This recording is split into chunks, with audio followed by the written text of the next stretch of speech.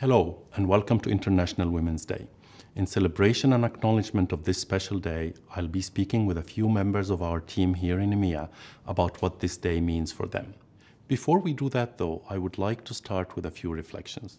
As I look back on my 3.5 years at Citrix, I do feel proud of the steps we've made. Our executive team is now 50% female, and we've made some progress in our proportions of female directors and managers. We still have a lot more to do, and focusing on diversity in all its forms will continue to be a priority for sales and services in EMEA in 2019. So why is this such a priority for me? We know at Citrix that diversity is essential for sustainable growth and to building a winning future-ready team. In a world where innovations are happening at an exponential rate, our research tells us that specific competencies will position us for success. Among these are talent building, organizational agility, learning and innovation, and of course, being open and inclusive.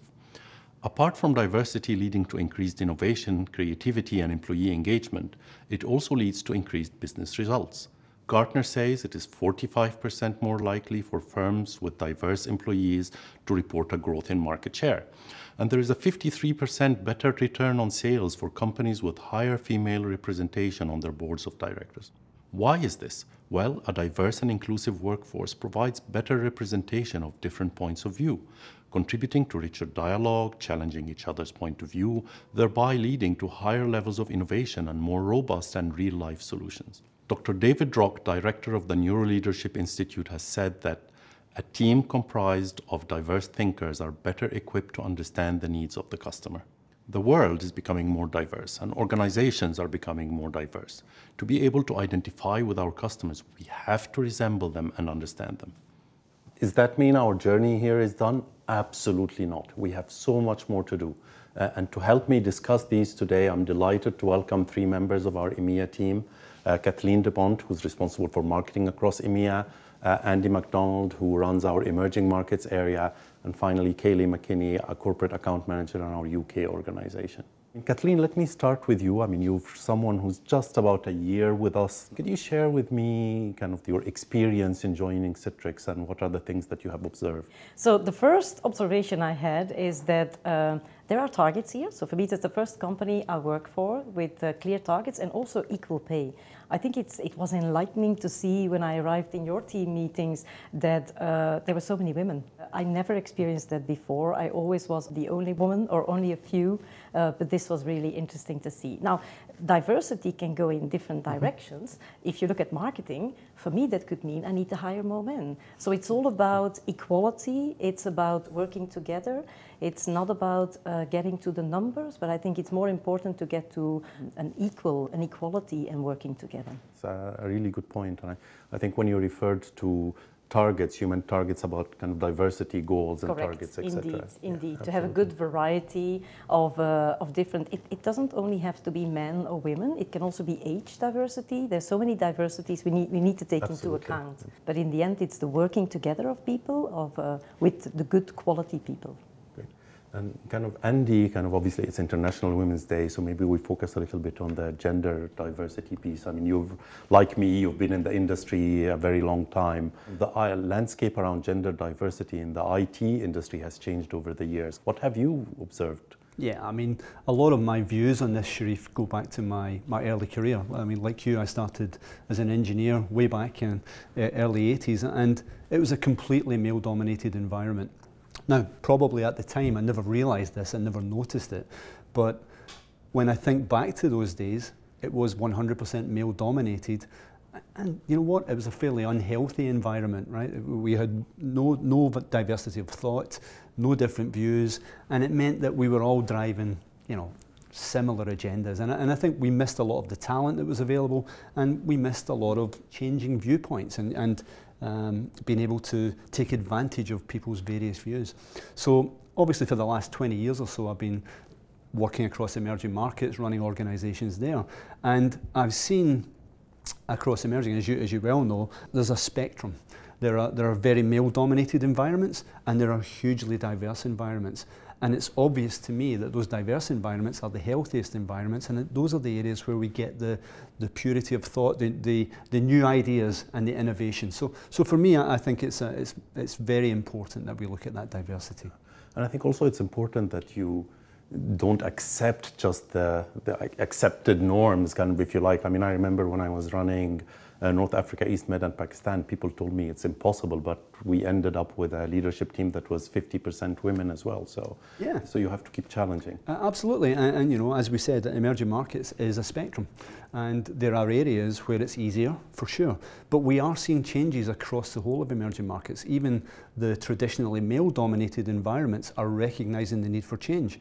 You know, and if we look at areas, even Saudi Arabia has now got a 2030 plan to increase the women in the workplace. Absolutely. So areas where traditionally you would have said impossible, it's not impossible Everything anymore. changes. Absolutely. And kind of, Kaylee, let me come on to you. I mean, you were a recent mother. You've just had your first baby. And first of all, thanks for joining us today while you're still on maternity leave. And we've met with baby Finn this morning. Gorgeous, by the way, so congratulations. I'm curious as to how has that experience been for you, from preparing for it, kind of what were your thoughts and emotions, and how has it turned out so far? Yeah, absolutely. I was very nervous to have that first conversation. I kind of had, you know, everything planned out, what I was going to say, what was the plan going to be whilst I was away, and those fears were unfounded. Citrix was extremely supportive from the go.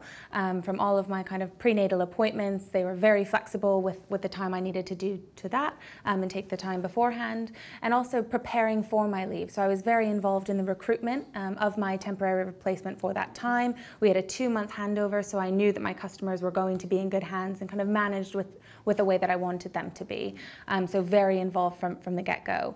The fact that Citrix has 18 weeks fully paid maternity means a lot of that financial burden is taken off you as well. So actually you're able to enjoy the time off with your new child, which was amazing. And actually I had originally planned to take 6 months, and Citrix said, well, actually we've got a 12-month temp for you. Why don't you take more time? And really encourage that decision to be up to me with no real pressure to come straight back, which has been an incredible experience. That's great to hear. Have there been any particular challenges that kind of now in hindsight you would say, advice you give to someone who's about to go through the same experience? Yeah, I mean, definitely that there's going to need to be some flexibility leading up to that time, right? You've got kind of appointments, you might not be feeling your greatest. There's a bit of flexibility that comes with that. And I think, you know, my team was really rallied around me and supportive, so that they knew there was kind of late evening customer dinners and kind of making sure that, yeah, that the team stays engaged as well, and that they're familiar with your role and confident that they'll help whilst you're away. And we're really looking forward to have you back kind of while you're taking your time away. So enjoy it, and we're excited to have you back. Andy, kind of as you've mentioned kind of in your markets, I've noticed since you've joined that you've been actually very deliberate about gender diversity in your leadership team. And as you said, emerging market is not always the easiest. So can you talk to me a little bit about kind of your thought process, but also how did you handle and drive?